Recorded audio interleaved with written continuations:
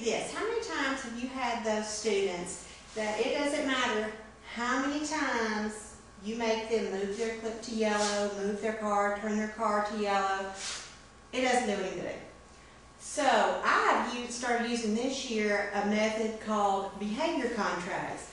And with the behavior contract, you and the student's parent, if they want to be involved, which is always better to get your parents involved, you decide what behaviors need to change and what you're going to do to ensure that that behavior is changed, and what are the consequences when that child has achieved that goal. First, what you want to do is sit down with not only the child, but that child's parent, and you need to have a meeting to discuss what the problems are. I have a student in my room right now that we're working on a behavior contract with, and what we sat down with first is a functional behavior assessment where we wrote down his name and who all was there, we dated it, and we decided and we talked about what the inappropriate behaviors were. And his inappropriate behaviors were he was not sitting down and getting his work done. So we wrote that down. We also wrote down what precedes that behavior. And what precedes that behavior is he starts playing around with his pencil and he starts looking around the room. So that always comes first. And it's always when he's asked to sit down and do his work that he starts behaving negatively, which is not doing his work. He plays around. So we talked about that. Then we decided what were the behaviors going to be modified. His behaviors that we needed to modify, where he needs to sit down and he needs to get his work done on time, neatly and completely. So those were the things we decided. Then we decided what would happen when he followed through. So we sat down, we wrote this, we decided these on our functional assessment, behavior assessment. Then we sat down and we wrote out our contract. We put his name on there, and he agrees that he's going to make the following positive behavior changes. That he will complete his work on time, correctly, and neatly. And if he does that, then he will receive a sticker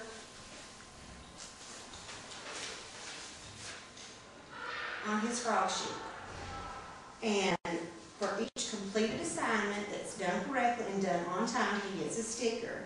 And he'll not play in class. And for his efforts in meeting this goal is when he fills in his frog sticker sheet, he gets a new one, but he gets to bring this one home. And his mother, bless her heart for being a cooperative parent, agrees to give him 45 minutes of playing on his Wii.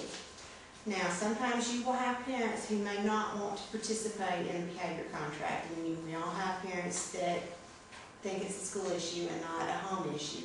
And if that happens, well then you can decide what the reward would be. Having lunch with a buddy would work as part of the behavior contract, extra time on the computer, getting to color in class, choosing a book, sitting in the teacher's chair. Any of those things would work if that's something that would really affect your child, your students. But his mom, thank goodness, agreed that if he brings this home complete, then he gets 45 minutes of time to play on his Wii. And I signed his contract, he signed it, and his mom signed it. You see, he's almost there. This had such a great impact within the first week. I wasn't hounding him to do his work. I wasn't fussing at him to do his work. He wasn't having to move his clip to yellow every day or move it to red because he's not doing his work. He had a goal to work for. He was making the decision that he wanted the reward. And so he stayed on task and he did his work. It was his decision. We weren't bribing him. He made the decision to do his work. And that's what a lot of behaviors come down to, is giving a child a choice. He had the choice not to do his work, but if he made that choice, then he knew he would not get a sticker. So he worked really well the first week. We did have a stumbling block though the next week because Mom was so proud that he was getting his work done and getting there that she went ahead and let him have some me time anyway, which then defeated the work of our behavior contract. So Mom and I had to meet again on that, and she decided that she would take it back away from him, and now he's once again putting that effort into getting his behavior contract filled and filling up that sheet. That's what's so awesome about using behavior contracts. You're giving a child a choice. He's not doing things for you as the teacher. He's doing things for him. He's not being bribed. He's getting something he wants. It's not a negative punishment. You're not fussing all day long. You have decided what the guidelines are. You decide that together. You decide what the reward will be together. So that, some kids, they don't care if they get treasure box. They don't care if they get to be line leader. They don't care if they get to sit with a buddy. They just don't care. They don't care if they're on yellow every single day. They don't care if they're on red. It doesn't matter. You find what interests them, and you use it to both of your advantages. When you have a behavior contract, you decide together, and it could be just you and that child. Having the parent involved is very important if you can get the parent involved. But sometimes we can't get parents involved, and that's just the truth of the matter. But if you and that child sit down and decide what you want to improve, and you agree upon it, and they know, hey, if I do what I'm supposed to, this is what's going to happen. If I don't do what I'm supposed to, well, then I've made that decision and I won't get rewarded for it. The one I chose for this student, since I teach first grade, I chose something very basic. When he completes his work, he gets a sticker. Now, if the entire class is done and 10 minutes later he's still working on it, he's not going to get a sticker for that, because in our contract it says on time. And if we're all done and we're all waiting for him to finish, that's not on time, so he's not going to get a sticker, and he knows that. If he rushes through and just writes down whatever, he knows that that's not going to work either. He's still not going to get a sticker because it's also in our contract correctly. Does that mean 100% every time? No. It means he's putting effort into it. And neatly. Do I expect perfect handwriting? No. But he's also not going to just scribble it all down and think he's going to get his sticker for that.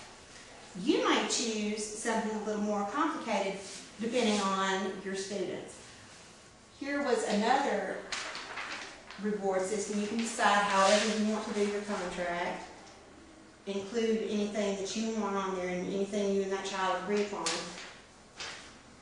This is just a countdown chart that I raise my hand. They raise their hand when they're supposed to instead of shouting out. This would be perfect for an ADHD child, or a child with ADHD. That if they, we all know students with ADHD tend to shout out sometimes. So if you write in your contract that he will raise their hand before speaking out. When that child follows through with it, they get a sticker, or they get a check mark, or they get to color a square. If they don't do what they're supposed to, well then they know they can check themselves on this. This would be for a little bit older student who can really monitor their own behavior a little bit more. If they know that they have shouted out an answer without raising their hand, then they have to color in on the side that says, whoops, I spoke out. So when they do it, their goal is to fill up the I raise my hand side with the smiley face before this side is filled out. And you can eventually work to where your goal is this is the only side that needs to have anything on it. Another thing that you can do, once again, decide what you want your behaviors to be in your behavior contract. Here's another chart for them to keep up with whatever it is. I will try my best to. What? You decide. Stay in my seat, raise my hand. And when they raise their hand or whatever it is, not shout out, whatever it is, the behavior, you and that child decide. And that is the biggest part of the behavior contracts, is you and that child deciding together. so that that child has ownership of his or her behavior. If they don't have ownership of it, they're not going to be as likely to follow through. Once you give them ownership of their behavior, they're in control of it. You're not controlling them. And 9 out of 10 times, that is the biggest issue with children with behavior issues. They don't want to be controlled. And if you give them the control, you still have some control, they just don't realize it. Your control is you are giving them a choice. If you tell them to sit down and be quiet and do your work, there's no choice there. You know, think about it. That's not a choice. But if you give them the choice, all right, you can sit down and do your work or not. But you know what the consequences are going to be if you don't.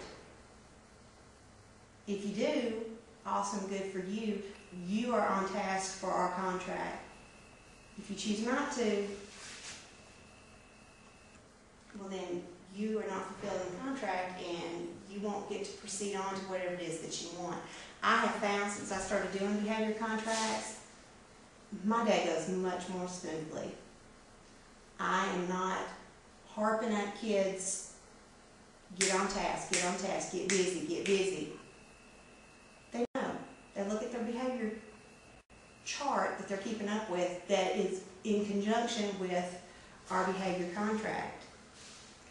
And my stop sign here is not getting utilized nearly as much because they know. They know that they're working and doing what they're supposed to. They're going to get something put on their behavior chart because we've already made a contract about it. They know what the expected behavior is. And I used this fellow here for quite a few years. And I have used a behavior calendar where they're marking their calendar if they were on yellow today, then they have to color that day on the calendar yellow. It doesn't mean anything to them. Some of them it makes them sad, or they get upset, or they get talking to from mom. It doesn't mean anything to them. With my behavior contract, this means something to him. He was so proud to be able to get a sticker for completing his work. Yes, did we have a little bit of a setback? That's okay. Once we address the problem, he's back on task again. Without me fussing and griping and staying on, he's making that choice to get his work done. And he knows that if he does not get that done, then he's not going to get the reward at the end. We all expect a reward for our work, whether it's verbal praise, whether it's a paycheck. We all expect something. Children expect something too. You've got to find what it is that they expect that is meaningful to them and go with it. Because when you find what's meaningful to them, then you can impact their behavior and you can help them impact their behavior in a positive way.